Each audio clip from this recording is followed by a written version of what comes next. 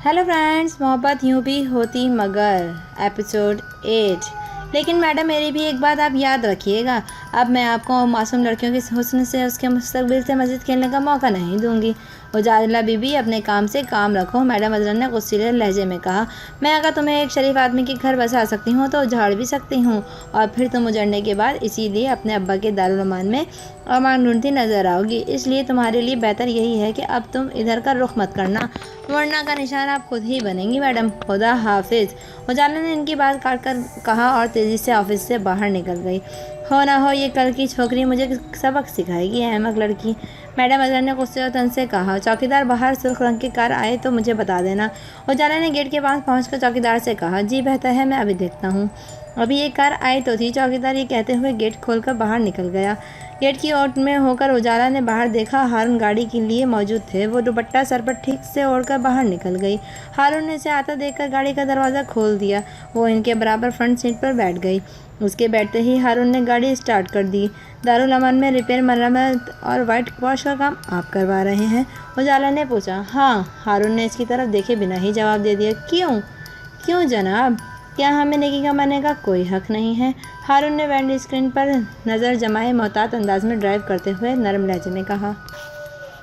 ये कैसेट मजरा से होने वाली मेरी गुफ्तगू पर मबनी है। इसमें एक एतराफ़ हैं जो इन्होंने गलत काम करने पर बहुत फ़ख्र से बयान किए हैं।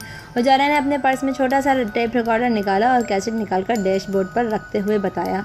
तुम क्या मैडम अजरा का इंटरव्यू करने गई थी? हारून ने मुस्कुराते हुए पूछा। नहीं, लेकिन मैंने इनसे वो बातें खिलवाई हैं जो इन्होंने कानून से सज़ा दिलवाने में मददगार साबित हो सकती हैं, उजाला ने संजीदगी से बताया। गुड, तुम्हें तो जासूसा होना चाहिए था। सीक्रेट सर्विस पे भी मौजूद था, या साजिद की तरह जॉन्सलेट होती तो तुम बहुत तरक्की करती, बहुत नाम कमाती। हारून ने बहुत सताइशी और मोहब्बत भरे लहजे में कहा तो इसने सेट से टेक लगाकर आंखें बंद कर लीं। इसका दिमाग हारून के मुतालिक ही सोचने लगा। अपने रवैये का इसको बहुत रंज मलाल था। इसने घबराकर आंखें खोल दी। लड़कियां तो जहेज़ लेकर दुल्हा के घर जाती हैं, और मैडम अजरा ने मेरे बदले में पैसे वसूल कर लिए। मुझे हारून ने जहेज़ ना लाने या लावारिस होने का एक भी ताना ना दिया, ना ही कुछ जताया। क्या था मेरे पास? चंद काटन के जोड़े जो मैं दारुल अमान में ही छोड़ आई थी, और जो साथ लाई थी वो हारून के भेजे हुए थे। मेरे शादी के जोड़े से लेकर अब तक तमाम मलबूसात हारून ने ख़रीदे, हत्ता कि मेरे पाँव में पहना हुआ जूता और सर पर ओढ़ा हुआ दुपट्टा तक हारून का दिया हुआ था। मैं सिवाय अपने वजूद के कुछ भी तो ना लाई थी अपने साथ। हारून की दी हुई हर चीज़ मेरे बदन को ढांपे हुए है। इन्होंने मेरी साहब का रिहाइश दारुल अमान को बेहतर बनाने का इंतज़ाम किया है।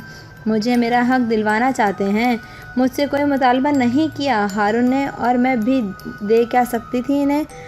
हारून ने तो तस्दीक दिल से मुझे चाहा, मुझसे शादी करके मुझे इज़्ज़त दी, और मैंने उन पुरखुलूस मोहब्बत पर शक किया, उनका दिल दुखाया, कुछ और नहीं तो मोहब्बत तो थी ना मुझे उनसे, मगर मैं वो भी ना दे सकी इनको, जिस मोहब्बत के लिए हारून ने बहुत मोहब्बत से मुझे अपनाया। मैं इन्हें वो मोहब्बत भी ना दे सकी। कितनी बेहिस हो गई थी मैं। अचानक शक की आंधी चली थी और इसने हारून का दिल भरा दिया।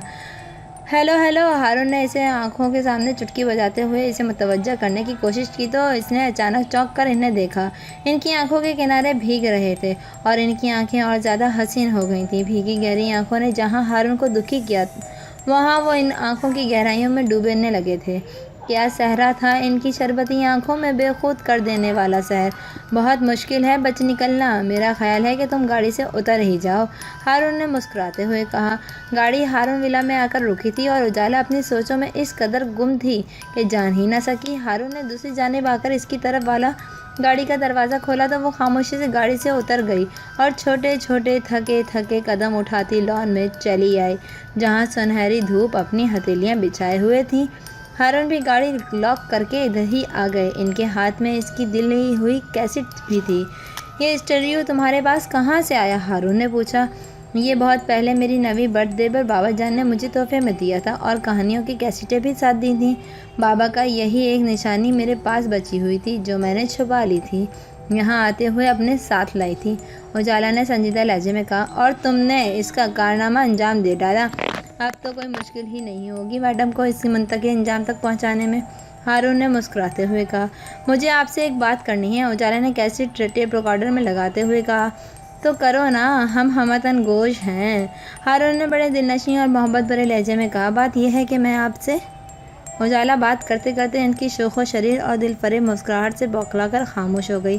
کب محسوس کی تھیں اس نے یہ ایسی نظریں، ایسے شوخ شریر، محبت بھرے لہجے، یہ والہانہ پن، یہ محبت و چاہت بھرا انداز اور اظہار؟ وہ بہت نروس ہو رہی تھی ان سے، جبکہ ہارون اس کی کیفیت سے محفوظ ہوتے ہوئے اسے اپنائیت بھرے لہجے میں بولے، ارے کہو نا، تم تو بہت بہادر لگی تھی مجھے پہلی ملاقات میں، اب اس قدر گھبرا کیوں جاتی ہو مجھ سے بات کرتے ہوئے؟ کیا آپ نہیں جانتے، میں نے پہلے بھی جو جانا تھا وہ پیار کے بجائے غصے اور نفرت کا اظہار نکلا، اس لیے اب میں کچھ جانتے ہوئے بھی کچھ جاننا نہیں چاہتا۔ ہارون کا لہجہ بے حد سنجیدہ تھا، وہ اپنے رویے پر شرمندہ ہو گئی۔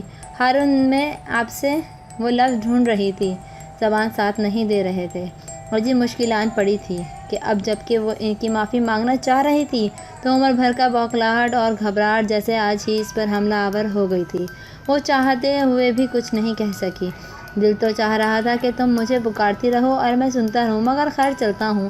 ہارون نے محبت سے اسے دیکھتے ہوئے کہا تو میں بے اختیار پوچھا، آپ کہاں جا رہے ہیں؟ ایک ضروری کام ہے۔ ہارون اس کی بے اختیاری پر خوشی سے مسکراتے ہوئے بولے، واپس کب آئیں گے؟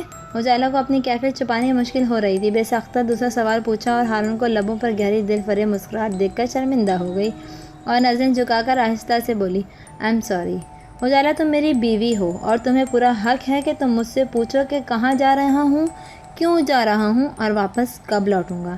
ہارون نے اس کے چہرے کو دیکھتے ہوئے محبت بھرے لہجے میں کہا۔ وہ خاموش رہی تو انہیں نرمی سے کہا، تم اندر جا کر آرام کرو اور اطمینان سے سوچو کہ تمہیں مجھ سے کیا کہنا ہے اور کس طرح کہنا ہے۔ میں واپس آؤں گا تو تم سے پوچھ لوں گا، ٹھیک ہے؟ اب میں چلتا ہوں، ٹیک کیئر۔ ہارون اپنی گاڑی میں آفس جانے والی سڑک پر گاڑی ڈرائیو کر رہے تھے۔ ان کے اندر ایک عجیب سی خوشی اور سرشاری رقص کر رہی تھی۔ انہیں اجالا کی ادھوری باتوں میں اس کی ان سے ہی معافی اور محبت کا اظہار چھپا محسوس ہو رہا تھا۔ اجالا نے میڈم عذرا سے گفتگو والی کیسٹ انہیں اس لیے دی تھی کہ اسے ان پر اعتبار آ گیا تھا۔ اس کی غلط فہمی دور ہو گئی تھی کیونکہ میڈم عذرا کی اصلیت کھل کر اس پر آشکار ہو گئی تھی۔ اجالا کا شرمایا گھبرایا کچھ کہتا چہرہ انہیں روح تک سرشار کر رہا تھا، مسکراہٹ ان کے لبوں پر آ کر دم توڑ رہی تھی۔ ان کا دل چاہا کہ ساری کائنات کو اپنی اس خوشی میں شریک کر لیں، مگر شاید ابھی ان کی مسلسل اور مستقل خوشی کا وقت نہیں آیا تھا۔ یہ خوشی عارضی تھی، ابھی انہیں ایک اور امتحان کا سامنا کرنا تھا۔ وہ پرہجوم سڑک پر ڈرائیو کر رہے تھے، اچانک ہی ایک تیز رفتار ٹیکسی ان کی گاڑی کے سامنے آ گئی۔ انہوں نے جلدی سے اسٹیئرنگ گھما کر گاڑی سائڈ سے نکالنے کی کوشش کی، لیکن ٹیکسی ڈرائیور تو کرتب دکھانے کے موڈ میں لگ رہے تھے۔ اس نے اس گاڑی سے ٹکرانے کی کوشش کی۔ ہارون نے گاڑی کو اس کے زد میں آنے سے بچانے کے لیے تیزی سے اسٹیئرنگ گھمایا۔ راستہ صاف ہونے کی امید میں دیکھا تو سامنے سائیکل سوار آ گیا۔ اسے اب اپنی گاڑی کی زد میں آنے سے بچانے کے لیے جو انہوں نے کوشش کی تو اس سے تیز رفتاری اور غیر متوقع صورتحال میں گاڑی سڑک سے اتر گئی اور وہاں لگے کھمبے سے ٹکرا گئی۔ اس کے ساتھ ہی چھنا کی آواز پیدا ہوئی۔ ان کی گاڑی کا ونڈ اسکرین کا شیشہ زوردار جھٹکا لگنے سے ٹوٹ گیا اور ڈرائیونگ سیٹ کا دروازہ بھی جھٹکے سے کھل جانے کی وجہ سے ہارون کھمبے سے جا ٹکرائے اور ان کا دایاں بازو ٹوٹ گیا۔ سر سے خون کا فوارہ ابل پڑا۔ وہ نیم بے ہوشی کی حالت میں تھے کہ لوگ جمع ہو گئے اور انہوں نے انہی کی گاڑی میں ڈال کر ایک شخص کا قریبی ہسپتال لے گیا اور ان کے بتائے ہوئے نمبر پر ساجد کو ان کے ایکسیڈنٹ کی خبر دے دی۔ ساجد خبر ملتے ہی ہسپتال پہنچ گیا۔ وہ بہت پریشان تھا۔ ہارون کی سر پر پٹی باندھی جا چکی تھی اور ڈاکٹر امجد نے اس کے بازو کی ہڈی صحیح جگہ سیٹ کر کے پلاسٹر چڑھا دیا تھا۔ ساجد عبدالامجد سے ہارون کی حالت اور رپورٹس کے بارے میں تفصیلی بات چیت کرنے کے لیے پرائیویٹ روم میں آ گئے۔ ہارون بیڈ پر سو رہے تھے شاید۔ ہارون ہارون ادھر دیکھ، ساجد نے اس کے رخسار تھپتھپاتے ہوئے انہیں پکارا۔ اجالا نہیں آئی؟ ہارون نے سوالیہ لہجے میں اسے دیکھا۔ نہیں، تم کہو تو میں اجالا بھابھی کو فون کر کے بلا لوں۔ نہیں یار، رہنے دے، اسے میرے ایکسیڈنٹ کے متعلق کچھ نہ بتانا ورنہ وہ پریشان ہو جائے گی، ہارون نے دھیمی آواز میں کہا۔ اچھا، جیسی تیری مرضی، ساجد نے کندھا اچکا کر کہا۔ ساجد نے گاڑی ہارون ولا کے گیراج میں بند کرا دی تھی۔ اجالا اندر ہی تھی، اسے بھنک تک نہ پڑی کہ باہر کیا ہو رہا ہے۔ ساجد نے آمنہ بیوی کو رازداری سے ہارون کے ایکسیڈنٹ کا بتا دیا تھا۔ آمنہ بیوی تو ماں جیسی پیار کرتی تھیں۔ ان سے یہ خبر سن کر بے حد پریشان اور بے قرار ہوئیں اور وہ ان کے لیے پرہیزی کھانا پکایا اور گلو چاچا کے ہاتھ ہسپتال بھجوا دیا۔ ہارون کی دیکھ بھال کے لیے ساجد اور گلو چاچا دن رات ہسپتال میں رہے۔ ادھر اجالا تمام رات بے چینی اور پریشانی کے عالم میں ہارون کا انتظار کرتی رہی۔ طرح طرح کے اندیشے، وسوسے اور خیالات اسے پریشان کرتے رہے۔ نیند بھی نہ آ سکی اور فجر کی نماز میں اس نے دل کی گہرائیوں سے ہارون کی سلامتی کی دعا مانگنا شروع کر دی۔ Thank you friends. آگے کی اسٹوری سننے کے لیے please subscribe my channel and bell icon کا بٹن دبانا بالکل نہ بھولیں۔